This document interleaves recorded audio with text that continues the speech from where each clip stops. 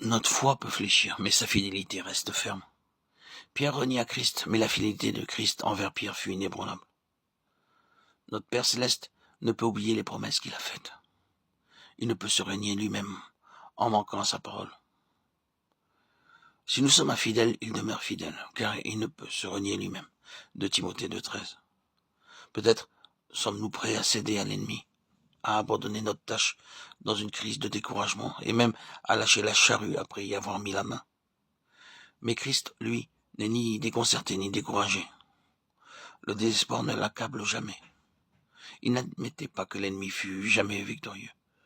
Il s'est rendu responsable de nous, et il demeure fidèle. Celui qui vous a appelé est fidèle, et c'est lui qui le fera. 1 Thessaloniciens 5,24. Un jour, en Suisse, je regardais deux jeunes filles traverser un glacier. Le sentier n'était pas tracé. Il y avait ici et là des crevasses. Elles n'avaient même pas de chaussures spéciales. Cependant, elles s'avançaient sans peur, et en sûreté, parce qu'elles étaient encordées à quelqu'un qui, lui, savait comment éviter les dangers et surmonter les difficultés. Elles avaient confiance dans la capacité de leur guide. Dans notre pèlerinage, nous rencontrerons beaucoup de dangers et d'épreuves, mais nous n'avons pas à avoir peur, car nous aussi nous sommes encordés à un guide, auquel le Père nous a confié pour qu'il nous conduise en sécurité jusqu'au but.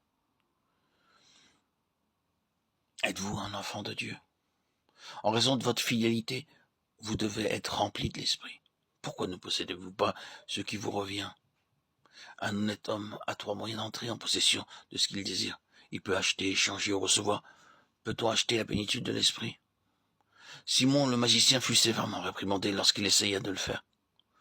Pouvons-nous faire un troc avec Dieu pour l'obtenir? Le jeune homme riche aurait volontiers échangé la moitié de ses biens pour obtenir la vie, mais il s'en alla tout triste. Avez-vous peut-être essayé de faire une affaire avec Dieu?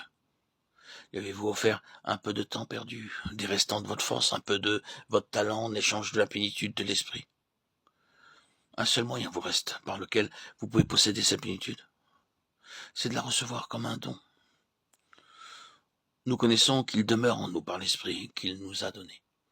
1 Jean 3,24. Que faisons-nous généralement lorsqu'un don nous est offert? Nous l'acceptons et nous remercions le donateur. Voilà exactement ce que Dieu veut que nous fassions lorsqu'il nous présente ce don merveilleux, la plénitude de l'Esprit.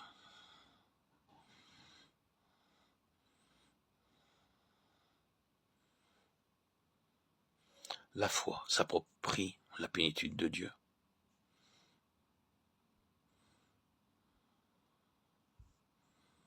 Dieu, le Père, nous conduit en sécurité jusqu'au but.